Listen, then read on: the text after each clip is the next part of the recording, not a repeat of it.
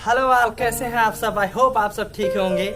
जैसा कि मैंने आप लोगों से वादा किया था कि हम अपनी अगली वीडियो में बनाएंगे, जो हमारी अगली वीडियो का जो टॉपिक होगा वो होगा पार्श्व विस्थापन और प्रकाश का प्रकीर्णन, प्रकाश का विसरण, लेंस इत्यादि के बारे में होगा। तो हमारी आज की जो वीडियो है वो इन्हीं सब टॉपिक्स के बारे में है। अगर आप हमारे चैनल में नए हैं तो सबसे पहले हमारे चैनल को लाइक, सब्सक्राइब तथा शेयर कर दीजिए। आइए अब हम चर्चा करते हैं अपने टॉपिक्स के बारे में।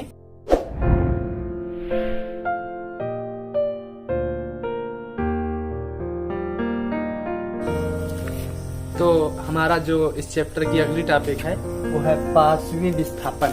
जैसा कि हमने अपने पिछले वीडियो में पढ़ा, अपवर्तन क्या होता है, अपवर्तनांक क्या होता है, अपवर्तन कैसे होता है, अपवर्तन के नियम क्या क्या हैं, क्रांतिक कोण क्या है, पूर्ण आंतरिक परावर्तन क्या है, क्रांतिक स्थिति क्या है इत्यादि। अब हम बात करने वाले हैं उसी चैप्टर के अगली टॉपिक की, जो हमारा है पार्श्वीय विस्थापन। तो सबसे पहले हम बात करते हैं कि पार्श्वीय विस्थापन क्या है। पार्श्वीय विस्थापन, हम एक कांच के समतल पर जब कोई प्रकाश की किरण, सपोज कीजिए यहाँ पर कांच का समतल है और यहाँ से वायु में से कोई प्रकाश की किरण जब किसी कांच के समतल पर आकर पड़ती है, ये कोई आपतित किरण है यहाँ पर, ये आके कांच के समतल के पृथककारी वायु और कांच के पृथककारी तल पर जब आकर पड़ी, तो यहाँ से परपेंडिकुलर जो अभिलंब हमारा पड़ा हुआ है, तो वायु हमारा विरल माध्यम, कांच हमारा सघन माध्यम। तो जब हमारी प्रकाश की किरण जो है वो विरल माध्यम से सघन माध्यम में प्रवेश करती है तो वह अभिलंब की ओर झुक जाती है। तो यहाँ हमारी जो प्रकाश की किरण है ये अब अपवर्तित होकर अभिलंब की ओर झुक गई, क्योंकि जाना इसको यहाँ पर चाहिए था, जाना इसे यहाँ पर चाहिए था, लेकिन ये गई कहाँ, यहाँ पर, ये अभिलंब की ओर झुक गई। फिर अब हम आगे की बात करते हैं। फिर जब जाकर ये जब उसी कांच के समतल के दूसरे पृथककारी तल पर, यानी कि जहां से कांच से फिर वायु में मतलब प्रकाश को प्रवेश करना है, तो जब ये वहां पर आपतित हुई, अब वहां के लिए यह आपतित किरण है, यह इस स्थिति के लिए अपवर्तित किरण और उस स्थिति के लिए आपतित किरण है। तब जब यह हमारी किरण यहाँ पर आपतित हुई इस बिंदु पर, तब फिर यहाँ पर हमने परपेंडिकुलर अभिलंब डाला। अब चूंकि कांच सघन और वायु विरल माध्यम है, इसलिए कांच से वायु में प्रवेश करने के कारण हमारी जो आपतित किरण, यानी कि जो हमारी अब ये वाली किरण है, यह यहाँ के लिए आपतित है, तो आपतित किरण अभिलंब से दूर हट जाएगी। तो देखिए, इसको जाना यहाँ पर चाहिए था अभिलंब के पास से, लेकिन ये गई कहाँ से है, यहाँ से गई है। अब हम आप बात करते हैं, इस किरण को हम बोलेंगे निर्गत किरण। क्या बोलेंगे, इस किरण को हम बोलेंगे निर्गत किरण बोलेंगे। तो हमारा पार्श्वीय विस्थापन क्या है, आपतित किरण और निर्गत किरण के, आपतित किरण और निर्गत किरण के बीच की जो हमारी ये लंबवत दूरी है, इसको हम बोलेंगे पार्श्वीय विस्थापन। क्या बोलेंगे, हमारी जो आपतित किरण है और हमारी निर्गत किरण, इसके बीच की जो लंबवत दूरी, परपेंडिकुलर डिस्टेंस जो है, इसको हम बोलेंगे पार्श्वीय विस्थापन। अब हम बात कर लेते हैं एंगल्स की। अभिलंब और आपतित किरण के बीच बने कोण को हम आपतन कोण आई बोलेंगे, आप लोग जानते हैं। अभिलंब और अपवर्तित किरण के बीच बने कोण को हम आर बोलेंगे।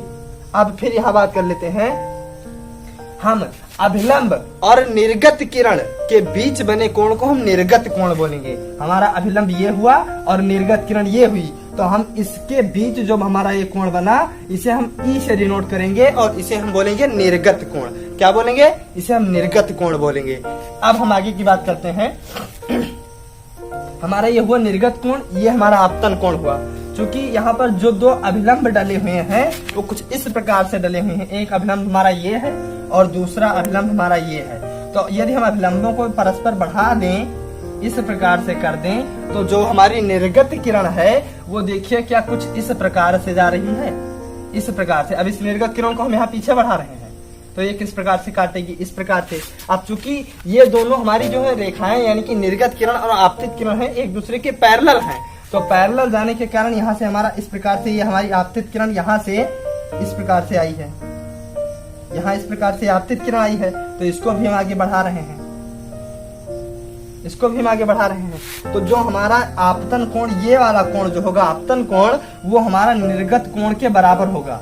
कहीं भी ऐसी कंडीशन जो आएगी, हमारा जो आपतन कोण यहाँ पर आई होगा वो हमारा निर्गत कोण ई के बराबर होगा। यानी कि इस पार्श्वीय विस्थापन से हमने क्या क्या सीखा। पहली चीज, पार्श्वीय विस्थापन होता क्या है। आपतित किरण और निर्गत किरण के परपेंडिकुलर डिस्टेंस को हम पार्श्वीय विस्थापन कहते हैं। अब हम बात करते हैं निर्गत कोण क्या होता है। अभिलंब और निर्गत किरण के बीच बने कोण को हम निर्गत कोण कहते हैं। अब हमारा जो तीसरा इससे निकल कर आया कि जो हमारा आपतन कोण और निर्गत कोण ये दोनों आपस में बराबर होते हैं। हमारा आपतन कोण और निर्गत कोण जो होता है वो आपस में बराबर होता है। चलिए अब हम बात करते हैं इस चैप्टर के अगले टॉपिक की, जो हमारा है न्यूनतम विचलन कोण, यानी कि हमारा विचलन की स्थिति और न्यूनतम विचलन कोण इस चैप्टर की अगली टॉपिक है। हम उसके बारे में बात करते हैं। तो चलिए सबसे पहले हम फिगर्स को ड्रा कर लेते हैं और लिख लेते हैं टॉपिक्स। फिर चलिए तो अब हम बात करते हैं विचलन तथा विचलन कोण के बारे में। उससे पहले हम बात कर लेते हैं कि प्रिज्म क्या होता है। विचलन और विचलन कोण से पहले हम बात कर लेते हैं कि प्रिज्म क्या होता है। प्रिज्म कांच के 3 समतलों से, यानी कि जो कांच का हमारा शीशा, सपोज कर लीजिए कि अगर शीशा ले लें तो एक शीशा किस प्रकार से होगा, ऐसे हमारी हथेली की तरह एक शीशा होगा। तो कांच के 3 समतल, यानी कि एक और फिर दूसरा और एक फिर इसी को तीसरा मान लेते हैं दोस्तों। तो कांच के 3 समतलों, एक इस प्रकार, एक इस प्रकार और तीसरा इस प्रकार से, यानी कि कांच के 3 समतलों से घिरी त्रिभुजाकार आकृति। कांच के 3 समतल, एक इस प्रकार से और दूसरा इस प्रकार से रख दें। अगर इस प्रकार और नीचे रख दें तो कांच के 3 समतलों से त्रिभुजाकार जो एक कोण पर झुकी हो। कांच के ऐसे 3 समतल जो एक कोण पर झुके हों, इस प्रकार से, या जो एक कोण पर झुके हों उन्हें हम प्रिज्म कहते हैं। कांच के 3 समतल जो एक निश्चित कोण पर झुके हों उन्हें हम प्रिज्म कहते हैं। हमारी बात होगी प्रिज्म के बारे में। अब हम बात करेंगे विचलन तथा विचलन कोण के बारे में।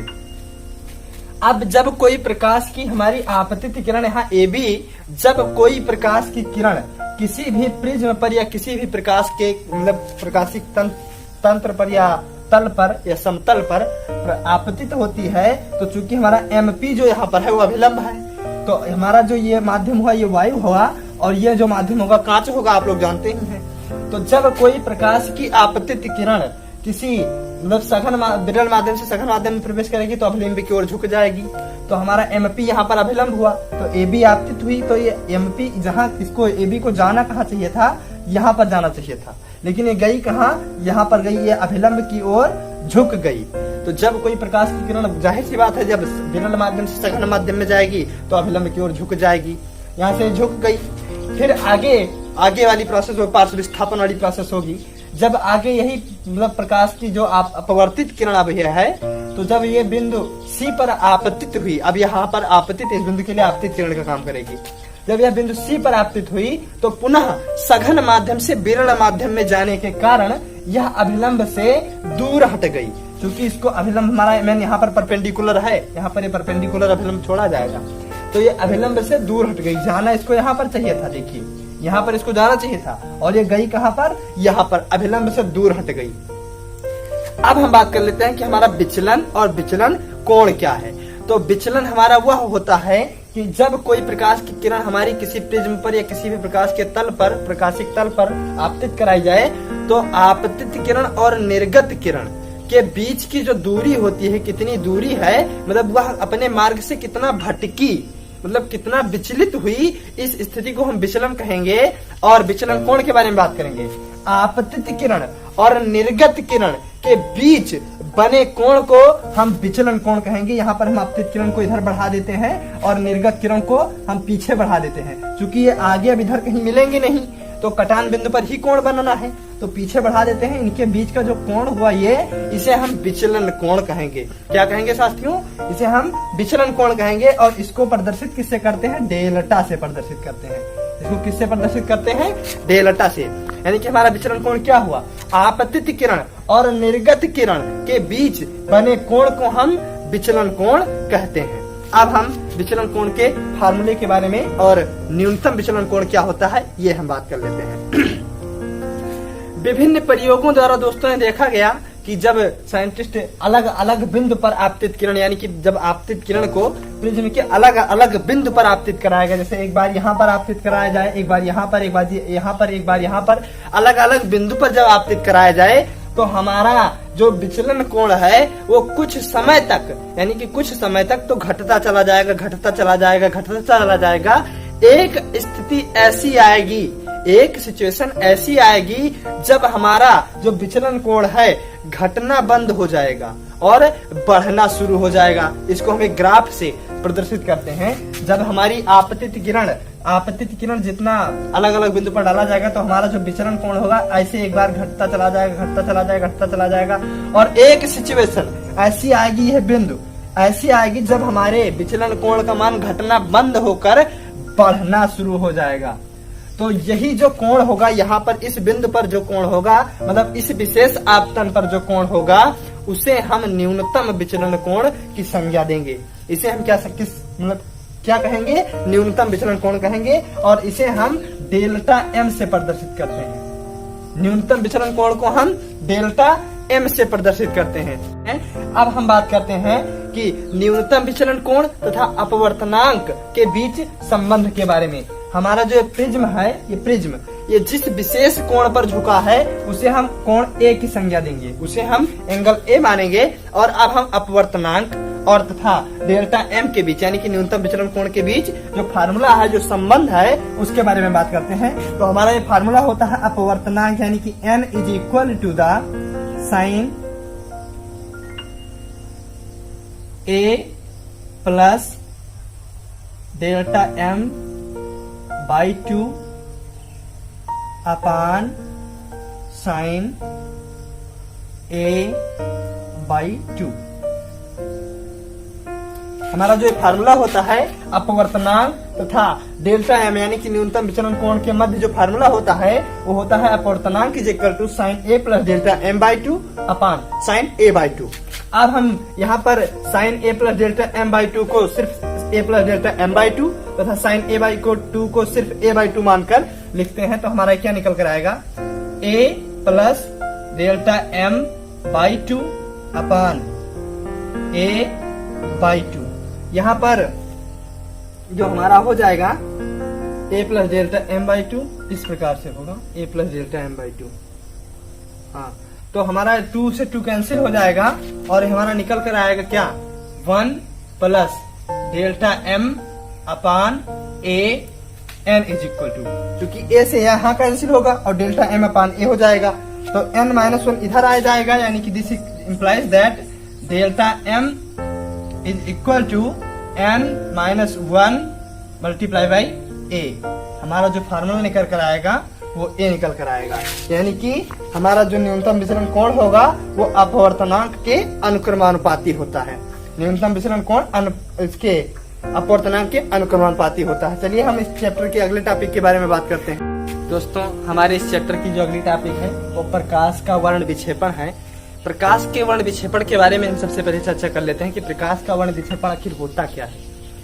जो प्रकाश की किरण हमें सूर्य से प्राप्त होती है वो असंख्य कलर्स का समूह होती हैं। यानी कि जो प्रकाश की किरण हमें सूर्य से प्रकाश प्राप्त होती हैं वो असंख्य कलर्स का कॉम्बिनेशन होती है, यानी कि उसमें बहुत प्रकार के कलर होते हैं, कई कलर होते हैं, और उन कलर्स को हम उनके तरंग दैर्घ्य के आधार पर विभाजित करते हैं। उन कलर्स को हम उनके तरंग दैर्घ्य के आधार पर विभाजित करते हैं।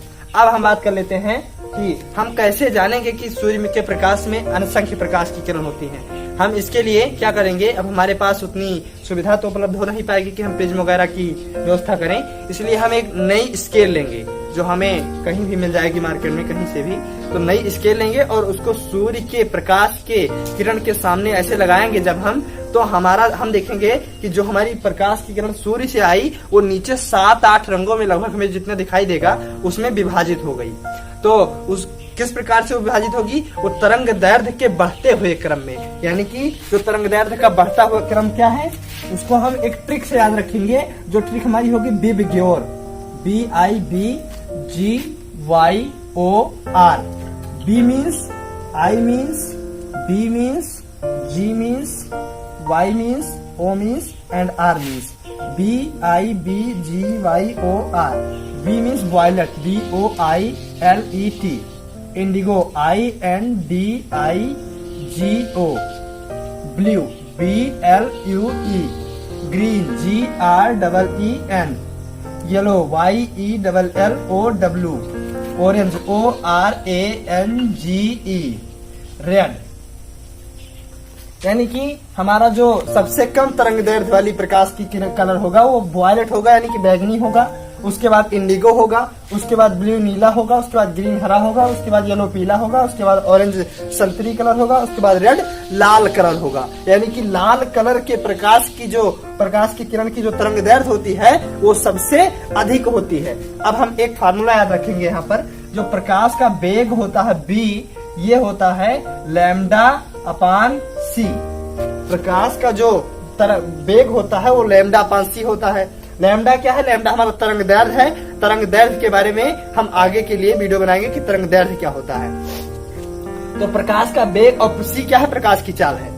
तो प्रकाश का वेग λ/c होता है, यानी कि इससे सीधा स्पष्ट है कि जो हमारा तरंगदैर्घ्य होता है वो वेग के अनुक्रमानुपाती होता है। यानी कि अगर हमारा वेग बढ़ेगा तो तरंगदैर्घ्य भी बढ़ेगा। यानी कि अगर तरंगदैर्घ्य ज्यादा होगा तो उस प्रकाश के किरण का वेग भी ज्यादा होगा। यानी कि यहाँ बैगनी रंग का जो तरंगदैर्घ्य है सबसे कम है, यानी कि बैगनी रंग के प्रकाश का जो वेग होगा वो कम होगा।